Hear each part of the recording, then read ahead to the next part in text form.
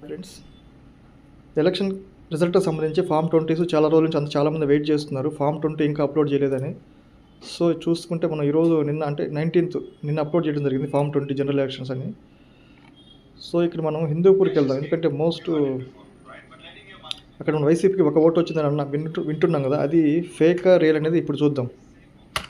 So, ఇది సాక్షాత్తు election commission Andhra Pradesh వెబ్‌సైట్‌లో వాళ్ళు పెట్టినటువంటి హిందూపూర్‌కి సంబంధించినటువంటి పీడీఎఫ్ ఇది. ఇక్కడ బాలకృష్ణకి ఎన్నొచ్చినాయి, అట్లాగే వైఎస్ఆర్సీపీ క్యాండిడేట్‌కి ఎన్నొచ్చినాయి, అట్లాగే కాంగ్రెస్ క్యాండిడేట్ రెహమతుల్లాకి ఎన్నొచ్చినాయని చూద్దాం. ఇప్పుడు చూడండి, ఇక్కడ ఒకటి చూపిస్తాను మీకు. ఒక ఓటు ఇక్కడ చూడండి. ఇది వైఎస్ఆర్సీపీ ఒక ఓటు వచ్చింది, బాలకృష్ణకి 95 వచ్చినాయి, కాంగ్రెస్కి 464 అంట. ఇది చాలా సర్ప్రైజింగ్ ఫ్యాక్ట్. అసలు ఏం అర్థం కాని ఎలక్షన్ కమిషన్ ఎన్ని అవకతవకలకు పాల్పడింది అని చెప్పడానికి ఇది ఒక ఉదాహరణ మాత్రమే. సో, ఈ ఎలక్షన్ కమిషన్ అంటే ఈ ఫామ్ 20 అప్లోడ్ చేసి దీన్ని డైవర్ట్ చేయడానికి చంద్రబాబు నాయుడు తిరుపతి లడ్డు కాంట్రవర్సీ క్రియేట్ చేశాడు. సో, దయచేసి అందరూ కాన్సంట్రేట్ చేయండి ఈ ఫామ్ 20 మీద.